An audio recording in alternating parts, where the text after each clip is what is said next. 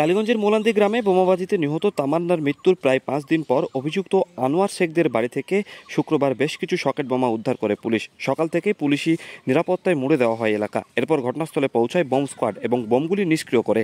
তবে এই নিয়ে প্রশ্ন তুলছে সাধারণ মানুষ। তামান্না মৃত্যুর প্রায় 5 দিন পর উদ্ধার হলো তাজা বোমা। পুলিশ আগে থেকে কেন সক্রিয় ছিল না?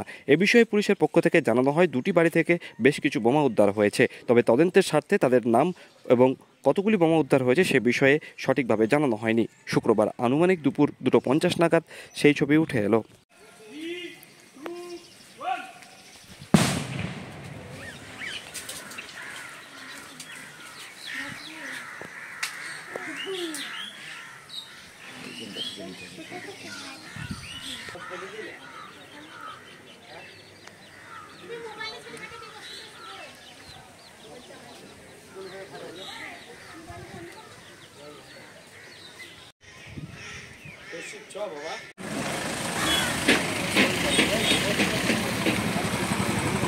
মা বলছেন তিনি আতঙ্কে রয়েছেন, অনেক রকম হুমকি আসছে, এই বিষয়টা দেখছেন আপনারা কিছু?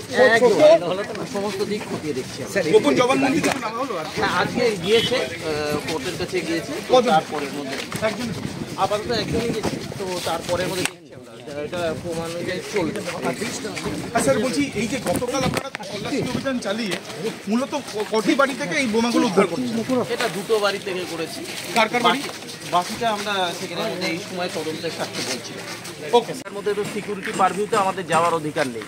আপনারা দেখলেন আমরা সবাই দূরে দাঁড়িয়েছিলাম। ঠিক আছে, ওকে, থ্যাংক ইউ। তাতে কার কার বাড়ি থেকে উদ্ধার হয়েছে এই বোমা? আদর্শ শেখ আর আনোয়ার শেখ। কি মনে হচ্ছে, এরকম কি আরও কি ওদের কোথাও দোকানও থাকতে পারে বলে মনে হচ্ছে আপনাদের? সেটা পুলিশ প্রশাসন জানে, পুলিশ প্রশাসনের উপর দায়িত্ব দেয় যে পুলিশ প্রশাসন যেটা করবে সেটা হবে। আমরা তার ওদের বাড়ির ভিতরে যাই না যে বোমা আছে কিনা। হ্যাঁ, আমরা জানি যে আছে ওখানে বোমা। এর আগেও কি করতে এরকম তো একটা ভিডিও ভাইরাল হয়েছে 2022 সালে তো ফুটেজ আছে আপনাদের কাছে, নতুন কিছু বলার কিছু নেই। আপনার নাম? মুসাদুল শেখ। ভোটের সময় কি এরা এই বোমা ব্যবহার করতো? পঞ্চায়েত ভোটের সময় বোমা বাস্ট করেছিল তারা। ওই যে পতাকা লাগানো আছে তৃণমূলের, ওইটা কার বাড়ি? ওটা আদর্শ শেখের বাড়ি, কালু শেখের বাড়ি। এখানকার বুথ সভাপতি তৃণমূলের? হ্যাঁ, বুথ সভাপতি গাউল। ও মানে গাউলের ভাই ওটা? হ্যাঁ, গাউলের ভাইপো আর ভাইয়ের বাড়ি। হ্যাঁ।